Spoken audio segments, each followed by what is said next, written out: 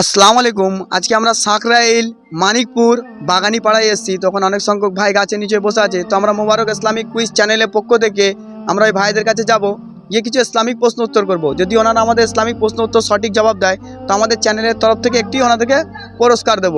আমি এসকে মোবারক, ক্যামেরায় এসকে চাঁদ। আসসালামু আলাইকুম। ওয়ালাইকুম আসসালাম। ভাই আমরা মোবারক ইসলামিক কুইজ চ্যানেলের পক্ষ থেকে এসেছি কিছু ইসলামিক ভিডিও নিয়ে। তো কুইজ ভিডিও নিয়ে এসেছি আপনাদের কাছে। যদি আপনারা আমাদের কুইজের সঠিক জবাব দেন তো আপনাদেরকে একটি সান্ত্বনা পুরস্কার দেওয়া হবে। তো আপনারা কি পুরস্কার নেবেন? ইনশাআল্লাহ নেবেন, মাশাআল্লাহ। তো ভাই আপনার নাম? বিরাজ, ফারহান, হামিদ, মুয়াজ, ফিরোজ, মিনাজ। মাশাআল্লাহ। এই জায়গাটার নাম মানে এই জায়গাটার অ্যাড্রেসটা ঠিকানা বলো ভালো করে। মানিকপুর বাগানিপাড়া। বাগানিপাড়া, মাশাআল্লাহ। তো আমরা তো দর্শক, আমরা মোবারক ইসলামিক কুইজ চ্যানেলের পক্ষ থেকে সর্বপ্রথম প্রশ্ন হচ্ছে,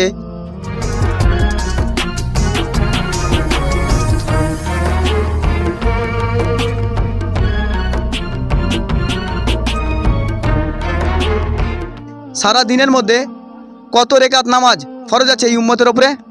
কত রেকাত? 5 রেকাত। 5 ওয়াক্ত নামাজ হয়, তাই তো? 5 ওয়াক্তয় কত রেকাত ফরজ আছে কোনো?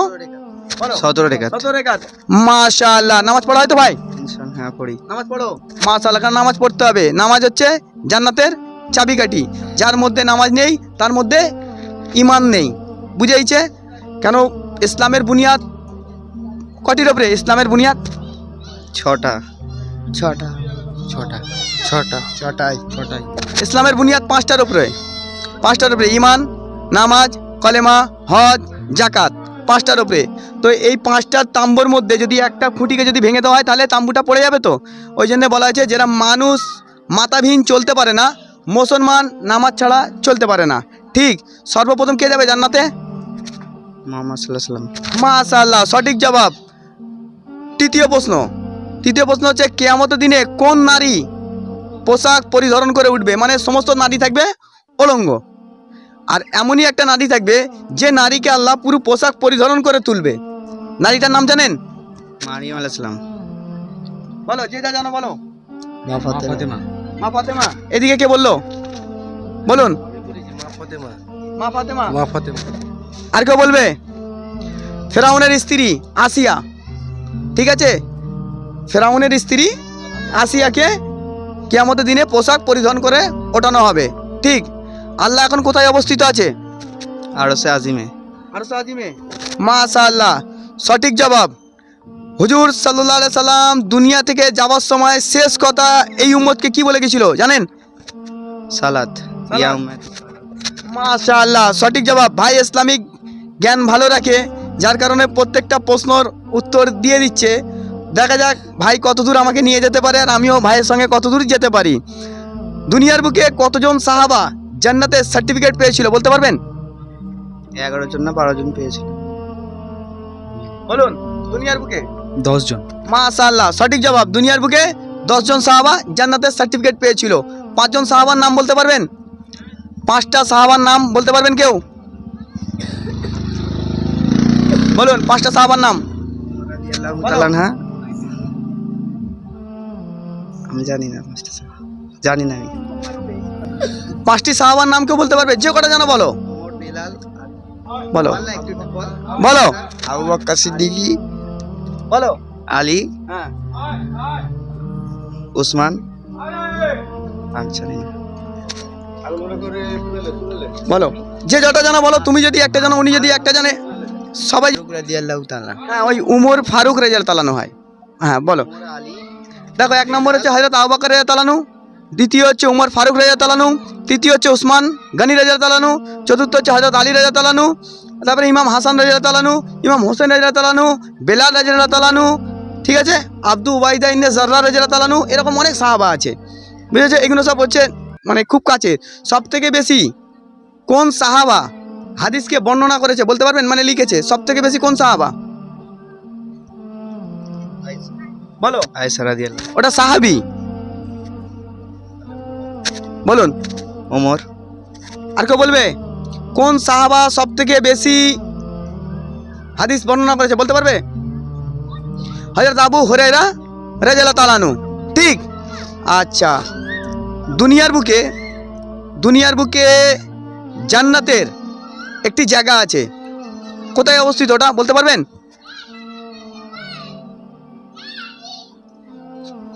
বলতে পারবেন না?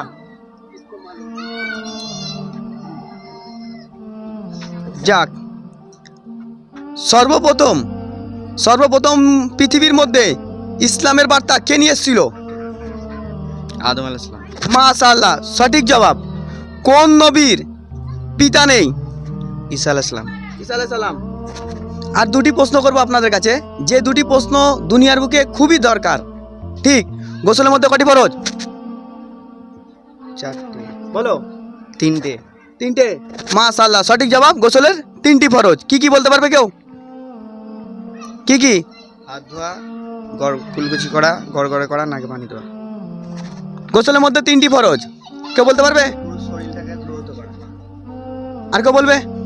গোসলের মধ্যে 3টি ফরজ, কুল্লির সাথে গড়গড়া করা, 1 নম্বর গড়গড়া করা, তারপরে নাকের নরম মাংস পর্যন্ত 3বার পানিকে পৌঁছানো, তৃতীয় হচ্ছে পুরো শরীরকে উত্তম রূপে ধৌত করা, যেন শরীরের একটি লোমের গোড়া শুকনো না থাকে।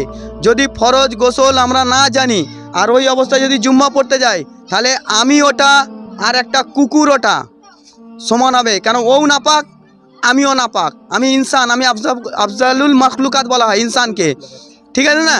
তাহলে এত কিমতি জিনিস যদি নাপাক অবস্থায় থাকে খুব খারাপ হবে। তাহলে আজ থেকে সবাই ফরজের গোসল জেনে গেছি তো, করবো ইনশাআল্লাহ।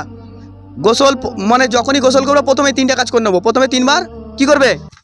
গড়গড়া। কুল্লির সাথে গড়গড়া করা, রোজা হলে যেন গড়গড়া করতে যাবনি, তাহলে পানি পেটে চলে যাবে, ঠিক আছে? আর নাকের নরম মাংস পর্যন্ত পানিকে পৌঁছাবে 3বার, ঠিক। তারপরে পুরো শরীরকে উত্তম রূপে ধোবে। আর দ্বিতীয় কথা হচ্ছে নামাজের কথা আমি বলেছি। তাহলে নামাজ পড়তে গেলে ফরজ জানতে হবে। তো নামাজের মধ্যে মোট কটা ফরজ জানো? নামাজে কটা ফরজ? 5টা। বলো কটা ফরজ? একটুখানি কমবে দাও। 12 আরেকটা বলো। 13 মাশাআল্লাহ, গোসলের মধ্যে এই নামাজের মধ্যে মোট 13টি ফরজ, 7টা বাইরে, 6টা ভিতরে। 7টা বাইরে কেউ বলতে পারবে? বলো বলো। 1 নম্বর শরীর পাক, 2 নম্বর কাপড় পাক, 3 নম্বর জায়গা পাক, 4 নম্বর সদর ঢাকা, 5 নম্বর নিয়ত করা, 6 নম্বর রক্ত চেনা, 7 নম্বর কেবলামুখী হওয়া। মাশাআল্লাহ, ভাইজান এইদিকে আসো। তুমি এত ভালো ছেলে কেন? আচ্ছা যাক, তোমার শরীর ঢাকা থাক। হ্যাঁ, ও দর্শক আপনারা কিছু মনে করবেন না, কারণ হচ্ছে ভাই হয়তো গোসল করতে যাচ্ছিল বা কিছু করতে যাচ্ছিল, তো যাক ভাইয়ের মাধ্যম দিয়ে ইসলাম প্রচার হবে, আপনারা কিছু মনে করবেন না। ভাই খালি গায়ে আছে। ভিতরের গুণ বলতে পারবে? আরে বলো। ক্যাম করো, ফার্স্টেরটা কি ছিল? ক্যাম করো।